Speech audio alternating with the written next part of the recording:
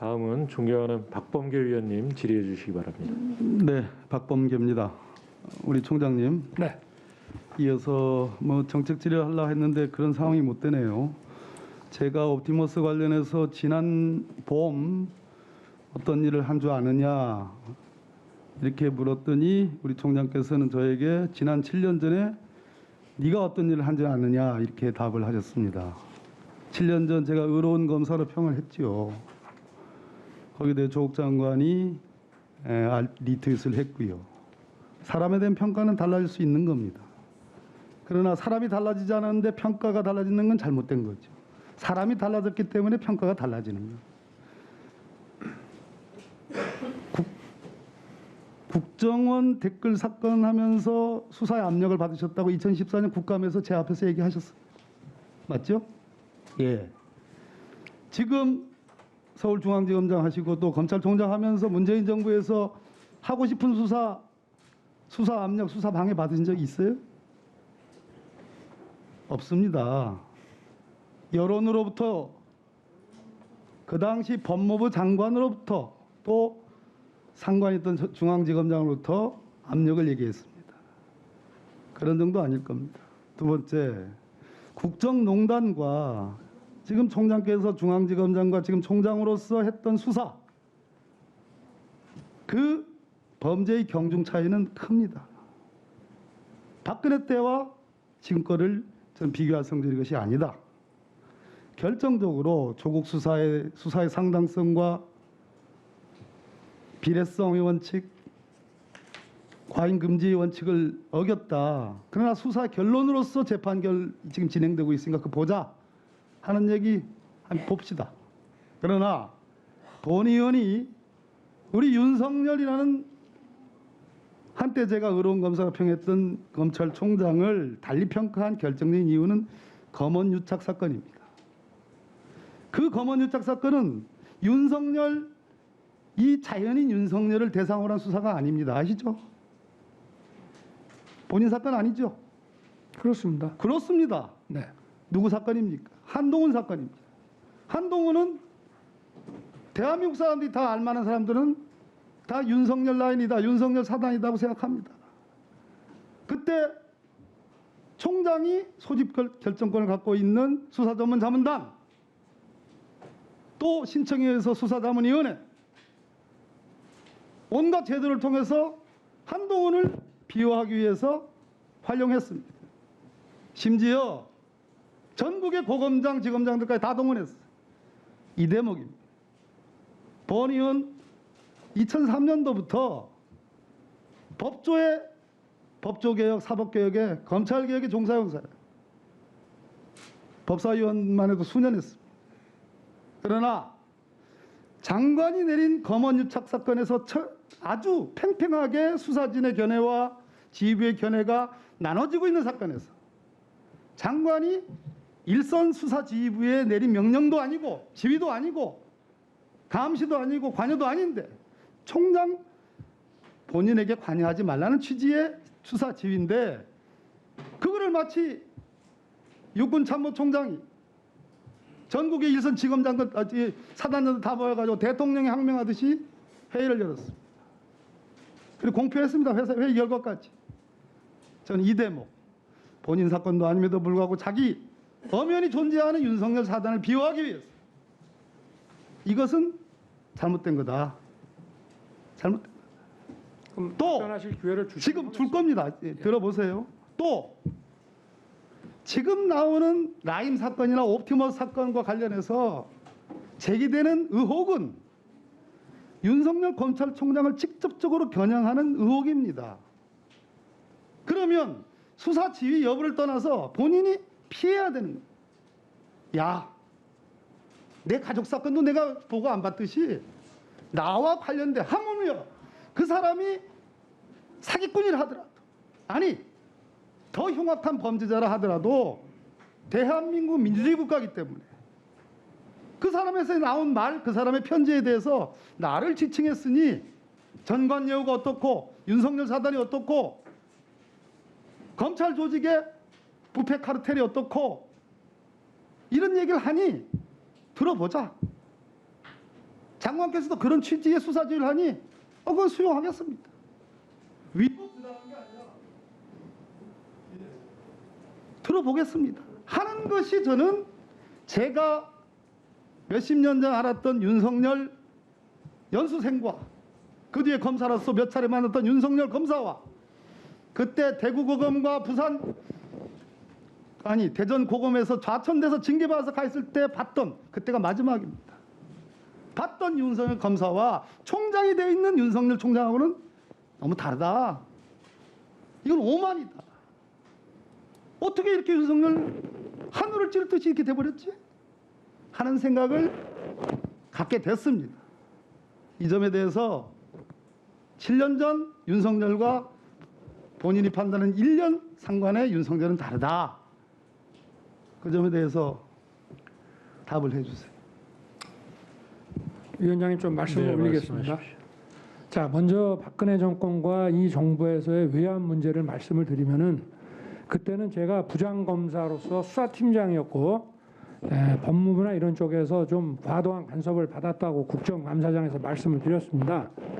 근데 이번에는 제가 취임하고 한 6개월은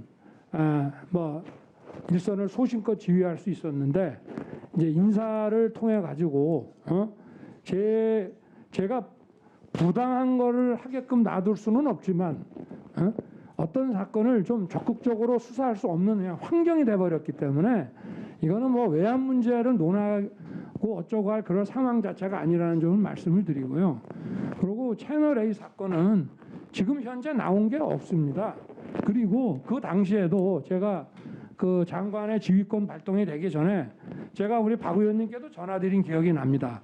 박 의원님께서도 이게 특임이 맞다 하고 언론에서 한번 말씀을 하셨기 때문에 제가 전화를 드렸고 왜 제가 그러면 특임이라도 가야 하는지에 대해서 그리고 제가 채널A 사건은 대검 차장을 주재자로 해가지고 부장들의 어떤 그 지휘 협의체를 만들어서 중앙지검에 지휘를 해라.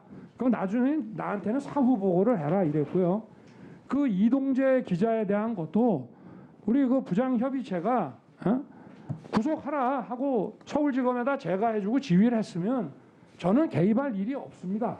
그런데 대검 실무진들하고 의견이 다르니 이 부장들이 양쪽 얘기를 한번 들어보자. 그래서 6월 19일 금요일 날 오전에는 대검 실무자, 오후에는 중앙지검 이렇게 와서 발표를 하기로 했는데 오전에 보고는 받았고 오후에는 제가 알기로 중앙지검 검사들이 전날 새벽까지 대검 발표를 준비했다고 하는데 무슨 이유에서인지 못 온다 하고 안 왔습니다. 그렇게 되니까 대검 부장들도 금요일 날 일정을 전부 비워놓고 양쪽 얘기를 들으려고 하는데 이제 이런 식으로 됐고 사실 그 전부터 보고도 정확하게 오지는 않았습니다.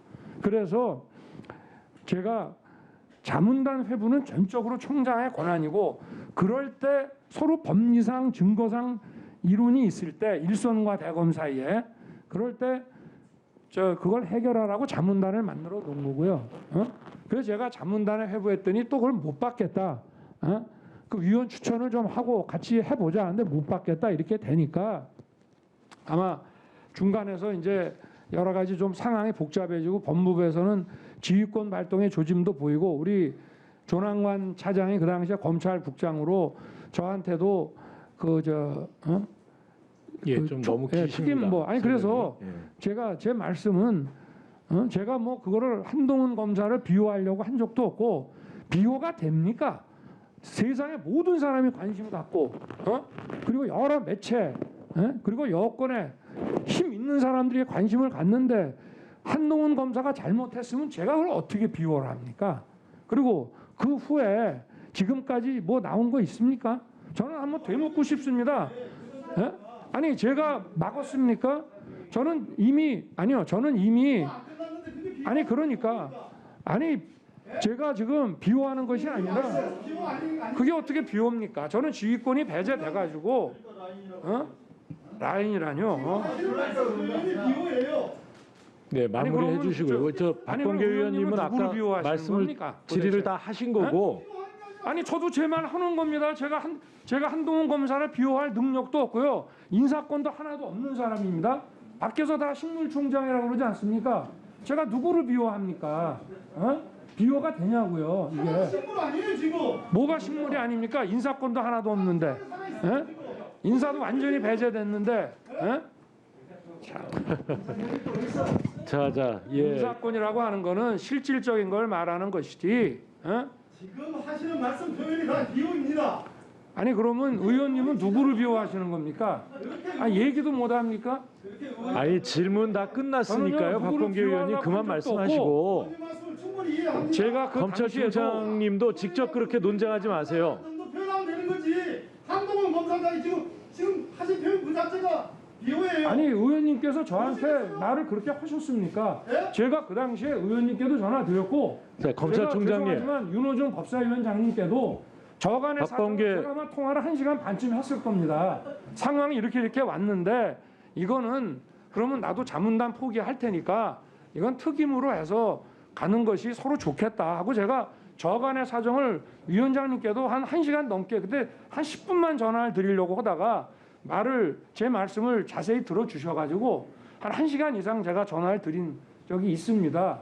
제가 누구를 비호하고 이럴 수가 없고 보는 사람도 많은데 지금도 자, 마찬가지입니다. 박범계 의원님 맞춰주시고요. 맞춰주세요. 그리고 윤석열 검찰총장님, 네. 지금 쭉 말씀하시는데 우리 저 박범계 의원이 이 지난 7년 전과 이 외압에 대해서 어떻게 다르냐 이렇게 말씀을 드렸는데 거기에 대해서는 좀 추상적으로 말씀하시고 그다음에 이제 그 검언유착 사건에 대해서는 굉장히 자세하게 설명을 하셨어요. 그런데 법무부 장관의 수사 지휘를 외압으로 생각하십니까? 그럼 뭐 그게 지리시간은 위원장님. 네네. 예, 그럼 지금부터 제 5분 할게요. 네. 아, 예.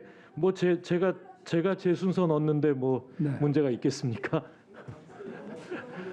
그냥 간단하게 말씀을 해보세요. 지금 그러니까 그 법무장관의 수사 지휘를 외압으로 그 말씀을 하시는 것 저는 아까 같아서 제가 말씀드렸지 않습니까? 위법하고 공정하지 않고 부당하다고 말씀드렸고요. 저도 일선에 그렇게는 못합니다. 그 검찰총장님, 예, 그 당시에 법무부 장관의 수사 지휘가 있었던 것은 이 대검과 이 그 서울중앙지검 사이에 견해 차이가 있어서 거기에 대해서 지휘를 하게 된 것 아닙니까? 그래도 아까 제가 말씀드렸지만 그러면 그 여러 가지 방식이 있는데 이 총장의 지휘를 완전히 배제하는 것보다는 그리고 제가 무슨 불신받을 일을 했습니까?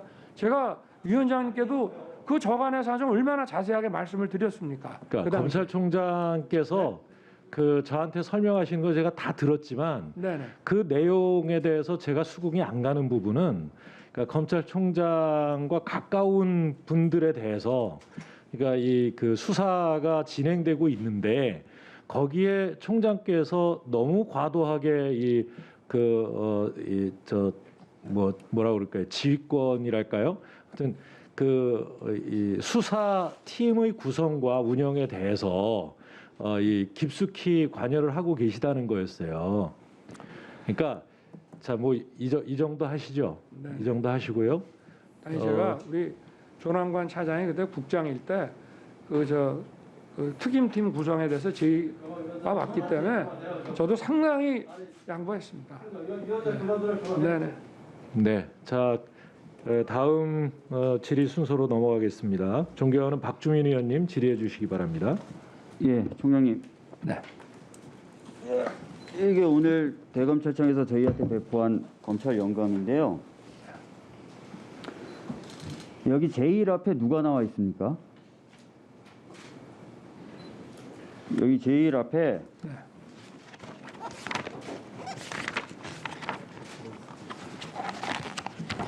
총장님이 아니라 법무부 장관이 나와 있습니다. 네. 그 다음에 총장님이 나와 있습니다. 왜죠? 이거 대검찰청에서 만든 검찰 영감 아닙니까? 왜입니까? 저는 뭐 법무부의 매청이 검찰청이다, 뭐 법무부 장관이 검찰을 통할한다. 사실 법에 다 나와 있어서 그 더 설명을 하고 싶지도 않고요. 이 연관만 봐도 당연한 얘기입니다. 그래서 길게 이거 가지고 끌 필요는 없다고 생각합니다. 자, 아까 일것만 보라고 주신 부패 범죄 수사 절차 등에 관한 지침 열심히 읽어봤는데요. 아까 김영민 의원도 지적했듯이 총장님이 승인을 해야 수사가 시작되더라고요. 그렇습니다. 그리고 승인을 할 경우에는 서류로 만들어서 반부패 수사 지휘과에 보관하도록 되어 있습니다. 근데 그거는 아까 반부패 잠깐만요. 지휘과에 줄 때. 예. 자, 그래서 보관 안 돼 있다는 것까지는 반부패 부장님한테 확인했습니다. 그죠?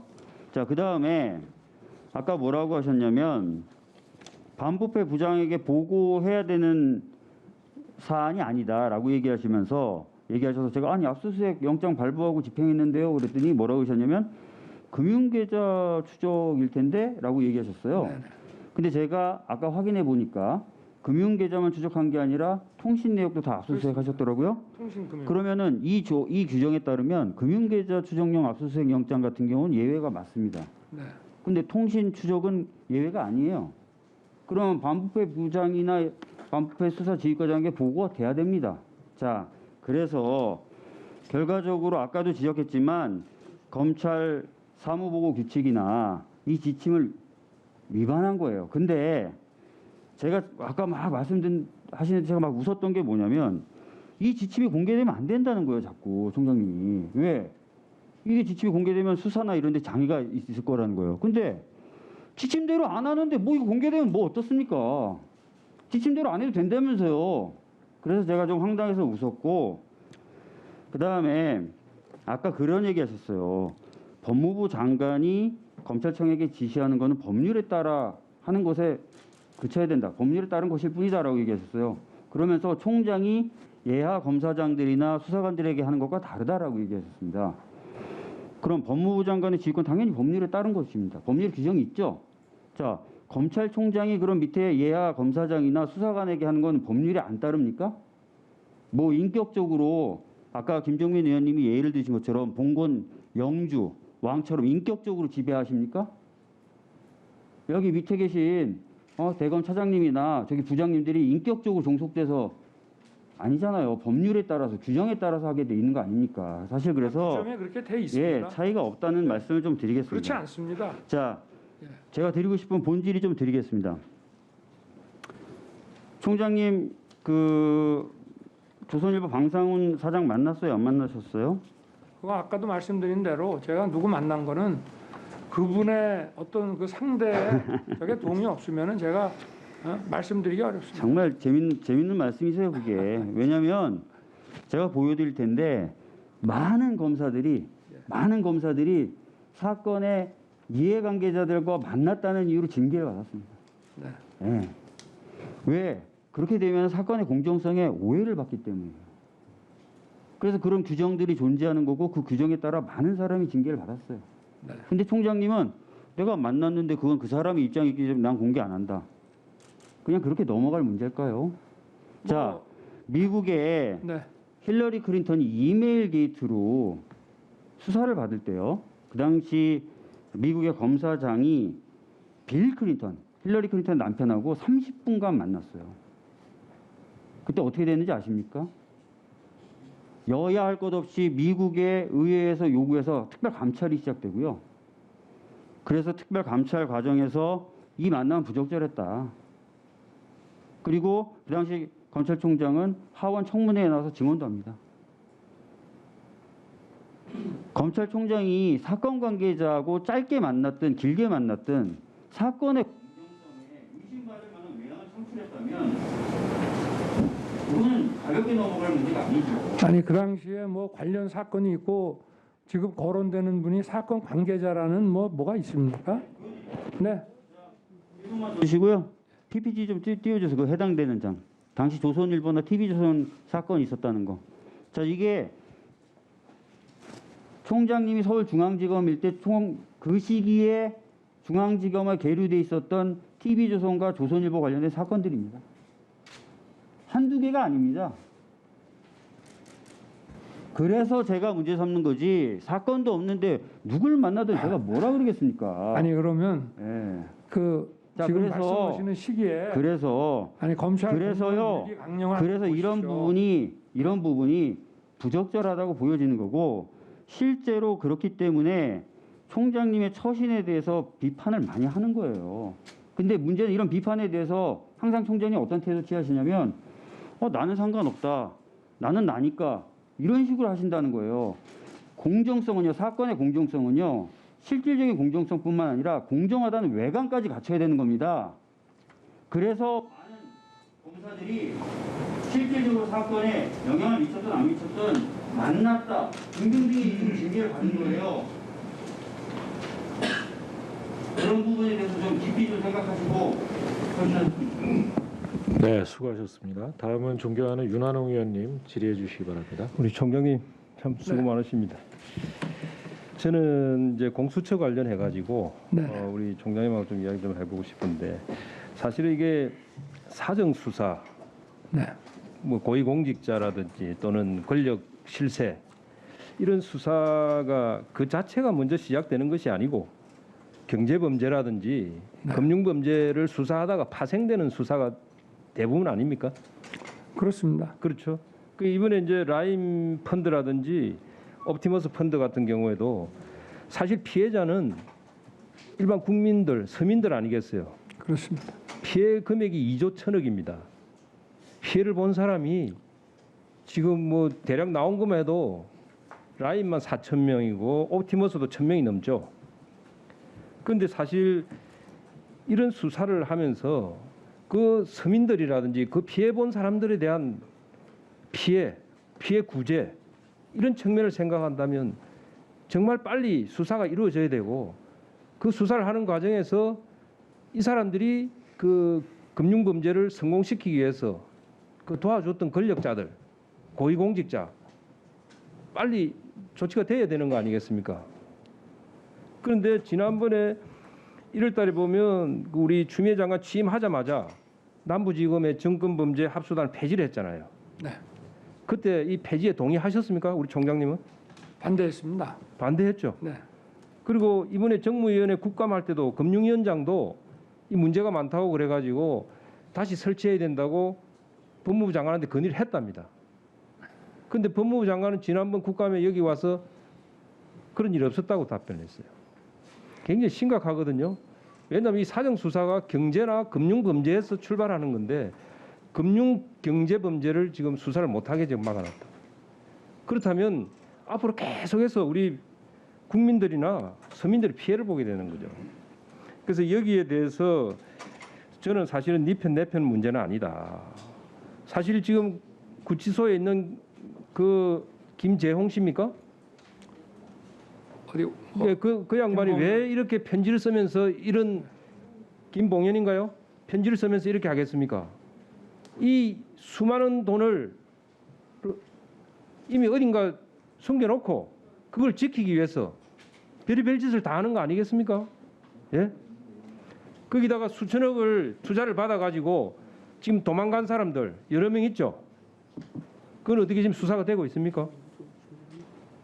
뭐 지금 하고 있는데 예. 일단 뭐 관여를 하기 어렵게 돼서 지금 그 후로는 파악을 못했습니다. 그러면은 우리 국민들 그 피해 본 사람들은 사실 피해 구제가 사실 어려운 거죠.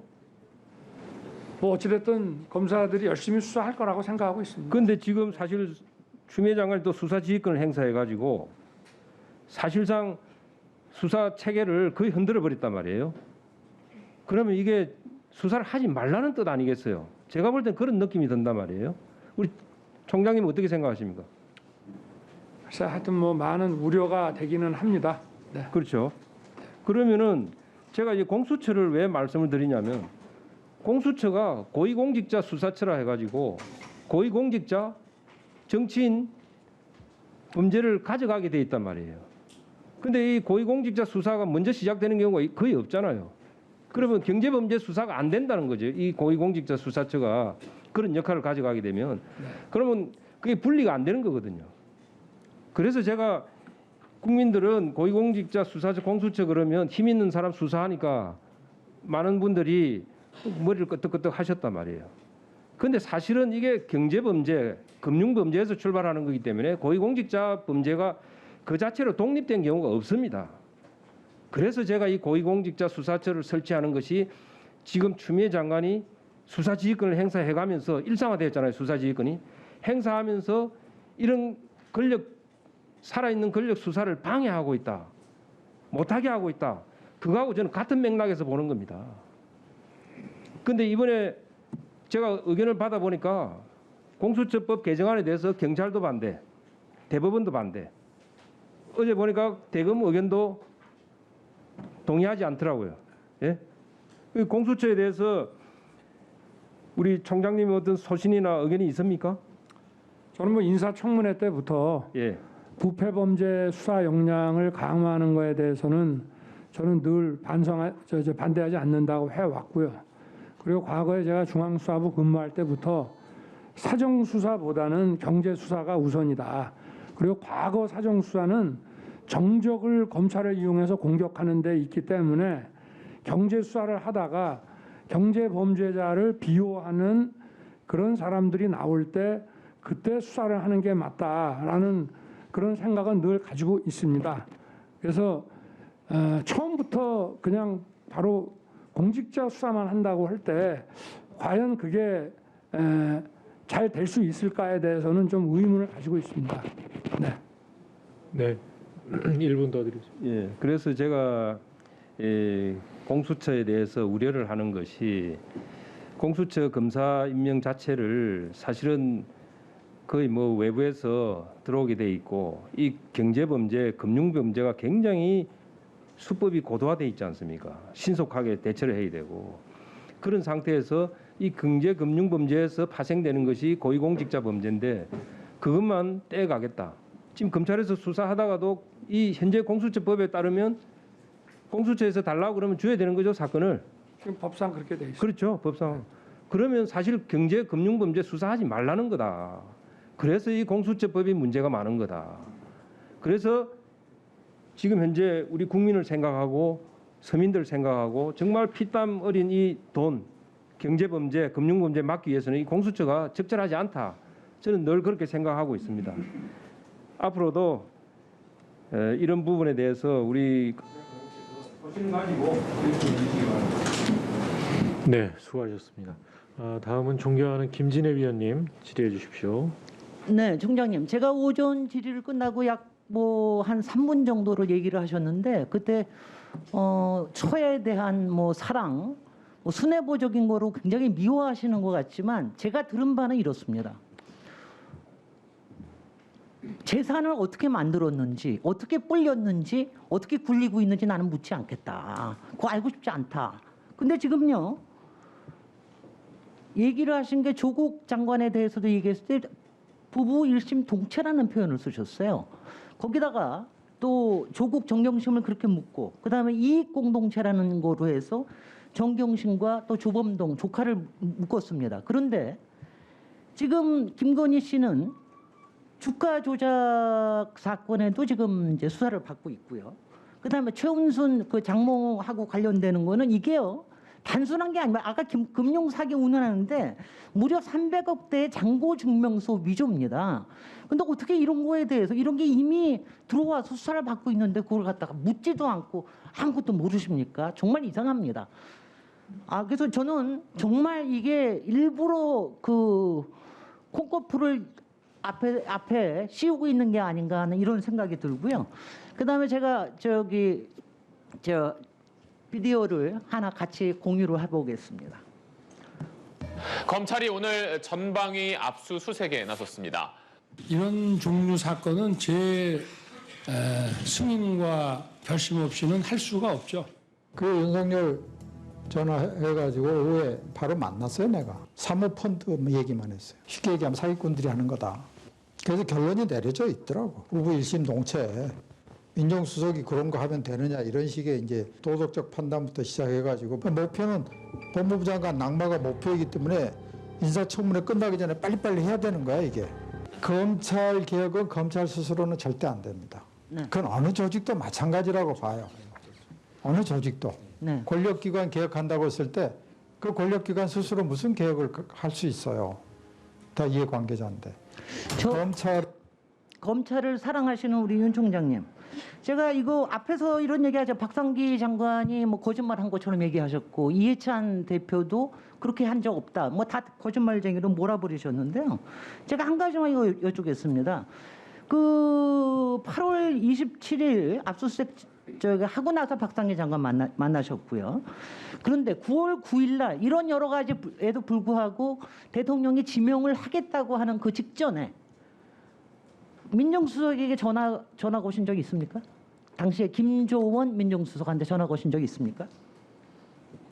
민정수석하고 그것도 그런 거를 또 밝혀야 됩니까? 네, 그것도 또 밝혀야 됩니까? 이게 밝히려고 공직자가 그러면 아니에요. 얘기가 이게 좀 공직자 마인드가 아니에요. 그러니까 여기서도 마찬가지로 조국 불가론 이런 얘기하는데 제가 이거 한 가지만 여쭙겠습니다. 그때 얘기하실 때 조국이 여기서 만약 지명하면은 나 사표 쓰겠다, 사임하겠다 이렇게 윽박지르는 게 사실입니까? 극박을 제가 그건 말이 안 되는 얘기고 또 앞에 박상기 장관님 얘기는 만난 거는 맞지만 뭐 제가 무슨 부부 일심 동체라는 알겠습니다. 그런 말씀 드린 적도 근데 없고요. 그게 그때 걱정하는 당시에는요 자리였습니다. 아직 사모펀드에 가서는 압수수색도 하지 않았는데 도대체 뭘 근거로 해가지고 사모펀드 하면 다 사기꾼이다 이런 얘기 하셨습니까?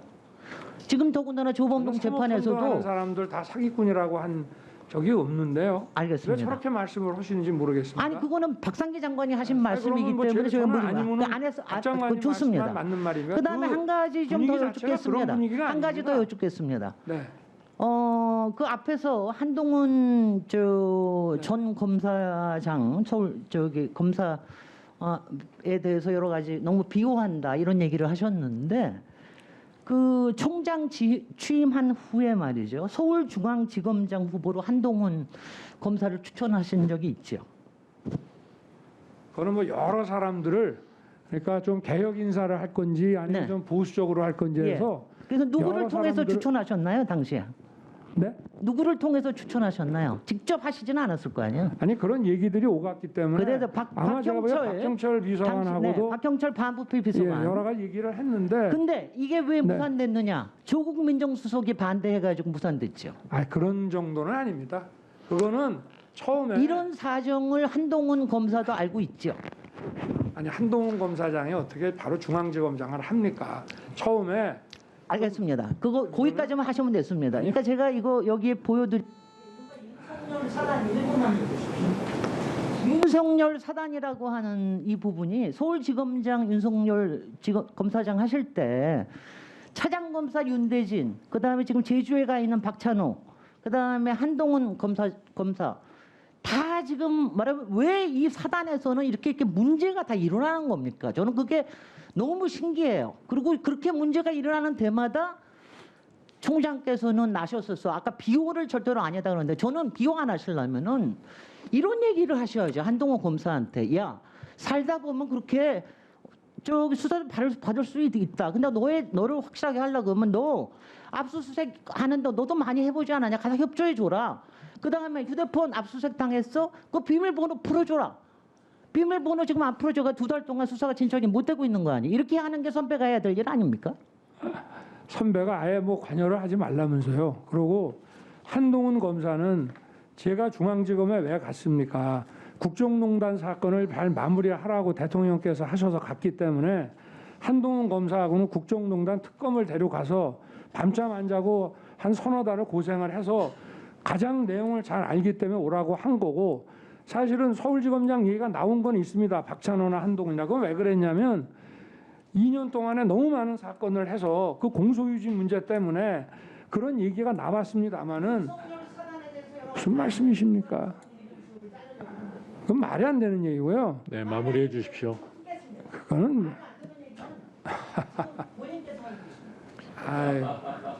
예, 수고하셨습니다. 다음은 존경하는 소병철 의원님 질의해 주시기 바랍니다. 네, 순천 광양 곡성 구례갑 소병철입니다. 의원님들과 우리 윤석열 총장의 질의 답변을 보다 보면서 다른 사람이 말한 내용은 윤 총장께서 거의 인정을 하지를 않더라고요. 그래서 제가 아까 사기꾼 분명히 윤 총장께서 난 사기꾼이라고 그렇게 말한 적 없다 그래서 속기록을 봤어요. 가져다가 그랬더니 이렇게 돼 있어요. 제가 사기꾼이다 뭐다 이렇게는 말 안 하지만 중범죄 저질러서 장기 수감 중인 사람들 얘기. 네. 이런 경우 어마어마한 중형이 예고되는데 그런 사람들의 얘기 하나 가지고 총장 지휘권 하는 거 비상식적이다. 그런데 아니다고 했는데 더 심한 말을 했더라고요. 그래서 제가 지금 질의 시작하면서 부탁드리는 것은 좀 정직하게 그리고 예 아니다로 좀 답변을 해주시면 좋겠어요. 답변 기회를 드릴 테니까. 자, 그런 사람을 남부에서는 일주일에 3번씩 소환하고 2주에 1번씩 수사 결과 보고받고 지시를 했다. 그러니까 이게 또 지금 조금 아리송해져 버려요. 그런 사람 조사한 내용에 대해서는 2주에 1번씩 다 보고를 받고 이렇게 했는데, 자, 저기 PPT 한번 보겠습니다. 자, 이건 제 이야기가 아니고요. 언론에 나온 것을 제가 이렇게 컷을 좀 했어요. 칼잡이 윤석열 사단. 그 다음 페이지에 보세요. 자, 배제하거나 감사하거나. 사실 저는 개인적으로 일국의 검찰총장이 칼잡이라는 말을 들어서 되나. 사실 그런 좀 회의를 해요. 저도 검사 출신이었기 때문에 평검사는 모르겠어요. 지금 검찰의 상황을 보면 윤석열 총장 개인 인기는 굉장히 높아요. 그런데 검찰에 대해서는 지금 국민들이 많은 비난과 검찰 개혁을 요구하고 있어요. 참 재밌는 현상인 게요. 과거에는 사실 저 검사 생활할 때 한 번도 이런 경우를 못 겪어봤어요. 총장은 인기가 높고 검찰 조직은 비난을 받고 이거 어떻게 된 걸까? 검찰에 대해서 국민들 신뢰는 떨어졌는데 검사들은 지금 아주 어렵단 말이에요. 그래서 제가 아침에 그랬잖아요. 이런 일이 벌어졌을 때 총장께서 수사 결과 보고하겠습니다. 이렇게 말을 하는 걸 보고 제가 좀 사실 아연했어요.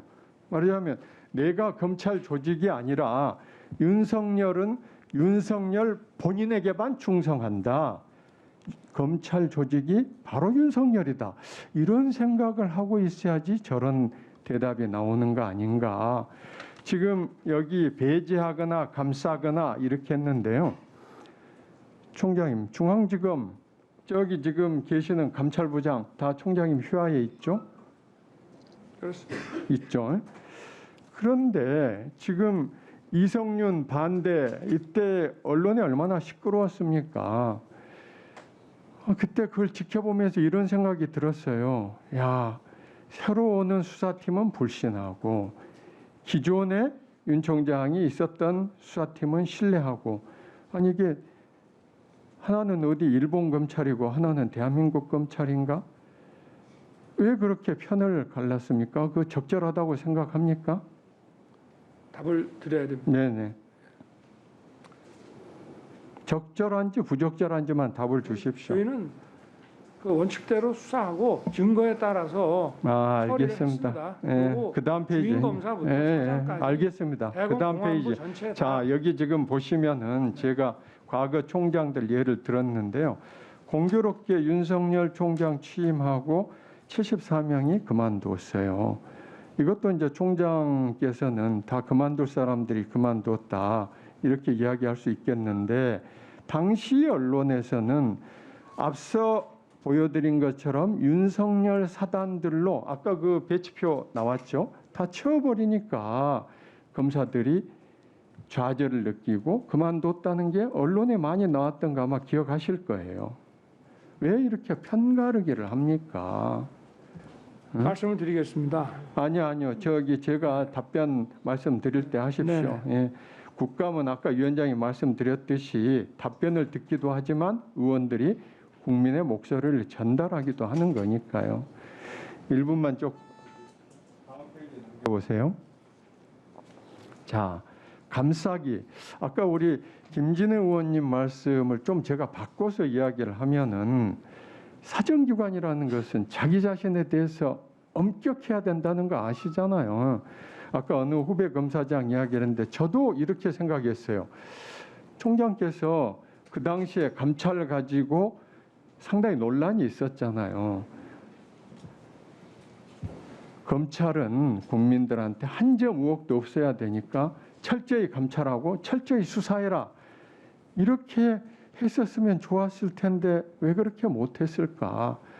제가 생각하는 것은 이거죠.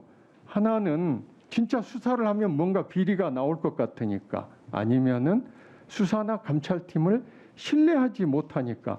전자후자 중에 답이 있습니까? 없습니까? 제가요. 아니 있습니까? 없습니까? 아니 제가 없습니까? 아니 내가 그렇게 묻지 않습니까? 말씀하시지 말고 저는요 감찰보다 더 센 수사 지시를 이성윤 지검장한테 했습니다. 질문권은 저한테 있어요. 네. 있습니까? 없으면 없다고 하시죠. 다시 한번 그럼 말씀해 주시죠. 뭐 있습니까 없습니까? 제가 그렇게 하니까 네. 위원장님. 아니 수사 지시를 했는데 그게 무슨 말씀이십니까? 말씀하세요. 제가 반복해서 네. 검찰은 사정기관이라 일반의 오해도 있어서는 안 된다. 그렇습니다. 그래서 그런 일이 벌어졌을 때 철저하게 수사하고 감찰해라 이렇게 지시를 했으면은 참 좋았을 텐데 그렇게 못한 것이 왜 그랬을까? 못한 게 아니라 수사 지시를 했다니까요, 제가. 네. 하고 있는데 왜 자꾸 네네. 그러세요? 그렇게 하시지 말라고 몇 번을 당부를 드렸지 않습니까? 제가 둘 중에 하나, 첫째, 그 후배가 수사를 하면 어떤 비리가 튀어나올 수가 있으니까 두려워서 그랬거나, 아니면 수사나 감찰을 하는 팀을 믿지 못해서 그랬거나, 둘 중에 하나 어느 것입니까? 이렇게. 둘 다 아닙니다. 둘 다 아닙니다. 네. 마지막으로. 네. 아니, 당연히 본인이 못 들었다고 하는 바람에 반복한 것이 아니죠. 예, 짧게 마무리해 주세요.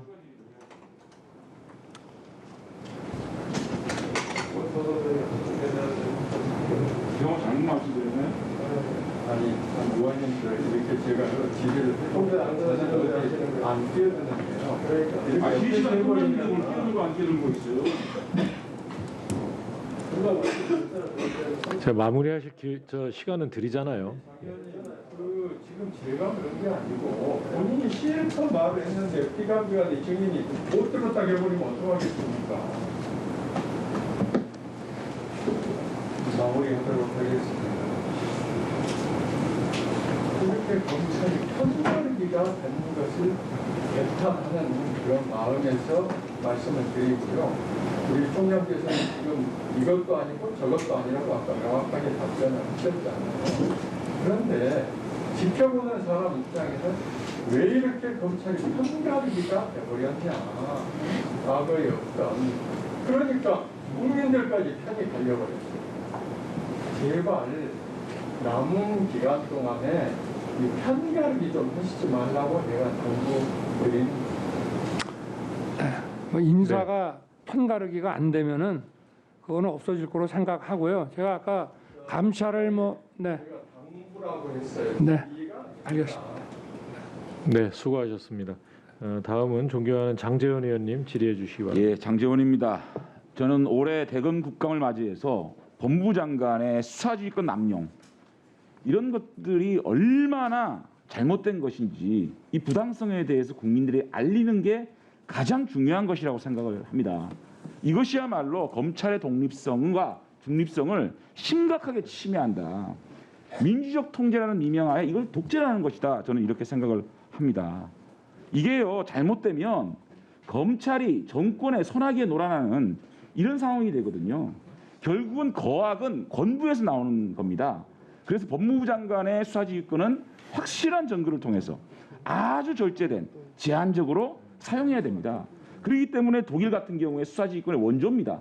여기는 아직까지 역사상 단 한 번의 수사지휘권이 발동한 적이 없고 프랑스는 2013년에 폐지했고 이탈리아도 1948년도에 폐지를 했습니다. 자, 그래서 제가 오전에 이 추미애 법무총장의 법무총장이죠. 예. 수사지휘권 발동의 근거였던 김봉현 편지에 대한 팩트 체크를 했고요. 이제는 또 다른 이 수사지휘권 발동의 이유인 과적 관련 사건에 대해서 좀 얘기를 하려고 합니다. 이거는 제가 저작권이 있어요. 우리 검찰총장님이 중앙지검장 할 때 제가 이 문제를 거론을 했다가 실랑이를 벌인 적이 있죠. 그래서 제가 인사청문회 할 때 집중적으로 이 문제를 팠어요. 그런데 이 문제에 있어서 윤석열 총장이 연관돼 있는 걸 발견을 못했기 때문에 이런 말을 한 겁니다. 제가 불행하게도 장모님 사건에 윤석열 후보자께서 배후에 있다는 그 고리를 못 풀었어요. 그래서 오늘 질문하지 않겠습니다. 이렇게 얘기를 했습니다. 자, 하나하나씩 보자고요. 이 내용에 대해서 공부가 잘 돼 있습니다. 먼저 코바나 봅시다. 이 코바나 협찬금 명목 금품 수수 의혹인데 이 사건은 검찰총장이 중앙지검장으로 재직하면서 배우자가 운영하는 주식회사 코바나에서 각종 전시회를 개최하면서 수사 대상자인 회사 등으로부터 협찬금 명목으로 거액을 수수했다. 다시 말하면 수사를 봐달라고 기업들이 중앙지검장을 보고 군인 회사에 거액을 후원했다. 이거거든요. 근데 이거를 자세하게 보게 되면 협찬을 받은 회사는 배우자 회사가 아닌 언론사입니다. 배우자 회사가 언론사에게 위탁받은 거거든요. 이것을 너무너무 자세하게 김종민 의원이 설명해주고 있습니다. 한번 보시죠. 배우자 관련 회사가 협찬을 받은 게 아니에요. 그 팩트 자체가. 협찬을 받은 회사는 언론사입니다. 그 배우자 회사는 그 언론사하고 같이 주간을 위탁받아서 운영한 회사에 불과한 거예요. 너무너무 친절하게 김종민 의원이 팩트 자체가 협찬을 받은 회사는 언론사입니다. 이렇게 얘기를 하고 있습니다. 이거 클리어 됐죠? 자, 두 번째 넘어가 봅시다. 도이치모터스사 관련 의혹 해가지고 이거는요. 한국거래소 금감원 조사 경찰 내사 보고서에서 내사 대상자 자체가 안 된다고 MBC에서 보도를 합니다. 보시죠. 논란이 커지자 경찰은 당시 내사 과정에서 김건희 씨의 이름이 언급되긴 했지만 김 씨가 내사 대상은 아니었다고 해명했습니다. 도이치모터스 측도 억측과 오해를 근거로 한 일방적 주장이며 불법 행위는 없었다고 밝혔습니다. 자, 보고서가 작성된 시점은 윤 총장과 김건희 씨가 결혼한 이듬해였고 됐어요. 김 씨의 자금 조달 의혹은 결혼 2년 전에. 자, 이게 이미 금감원이라든지 모든 쪽에서 내사 종결된 이런 상황을 가지고 또 들고 나온 겁니다. 덮어 씌우는 거예요. 그 다음에 장모 요양병원 불법 운영 관련 이거는요. 사실상 이미 판결문에 나와 있습니다. 판결문에. 장모 사건의 판결문에 나와 있어요. 오히려 장모가 사기를 당해서 손해를 본 그래서 이사장을 그만둔 이런 사건이에요. 이게. 여기 판결문에 나와 있는 거예요. 그 다음에 마지막으로 용산세무서장 뇌물수수 사건 무마 이거는요. 청문회 11시 40분인가 터진 거죠. 잘 기억나시죠? 이 문제에 대해서 변호사를 소개하지 않았다는 거 증명이 됐어요. 이걸 누가 증명해 줬느냐? 송기현 의원이 증명해 줍니다. 자, 보시죠. 윤호진 전 세무조장 사건의 딱 전형적인 표적 수사라고 생각합니다. 가장 나쁜 인지 수사 중에 하나예요. 윤 전 세무서장 같은 경우는 증인과 전혀 관련이 없어요. 그러니까 증인과 관련 없는 거 가지고 왜 자꾸 얘기하냐 이렇게 물어보는 겁니다. 윤 전 용산 세무서장 사건이 있어요. 제가 자료를 한 10번은 봤습니다. 그냥 윤석열 후보자하고 자료를 10번씩이나 보셨대요. 명백한 표적 수사래요. 이렇게 민주당 국회의원들께서 각종 의혹에 대해서 충실하게 연구하고 공부해서 의혹을 완전히 설명해주고 완독해준 사건입니다. 더군다나 말이죠. 이 사건이 문제가 있다면 청와대에서 1분만 더 주세요. 검찰총장 인사검증을 실패한 당신 민정수석 조국 수석에게 사과와 책임을 물어야 되는 거 아닙니까? 보십시오. 얼마나 이것이 수사지휘권 남용입니까? 라임 사태 가지고 수사지휘권을 뺏는 상황에서 우리 검찰총장에게 모욕을 주기 위해서 가족 사건을 덮어가지고 윤석열 총장 찍어내려고 하는 이런 치졸한 방식의 수사지휘권 박탈? 이게 민주적 통제입니까? 독재입니까? 이런 식으로요. 대한민국이 법무부 장관이 민주적 통제라는 미명 아래 윤석열 검찰총장을 찍어내기 위해서 치졸한 방법의 수사지휘권 남용? 이거야말로 문민 독재라고 저는 생각을 하고요. 자, 이러한 상황에 대해서 우리 국민들이 검찰총장의 거취 문제에 대해서 많이 설왕설래하고 얘기하고 있는 걸로 알고 있습니다. 검찰총장님이 이런 모욕적인 사건에 대해서 사퇴할 의향이나 이런 것에 대해서 언론이나 국민들이 많이 걱정을 하고 있는데 그 부분에 대해서 하실 말씀 있으면 해주시기 바랍니다. 아까도 말씀드렸습니다마는 임명권자인 대통령께서 임기 동안 소임을 다 하라고 하셨고, 그리고 여러 가지 좀 복잡한 일들이 벌어지고 나서 뭐 지난 총선 이후에도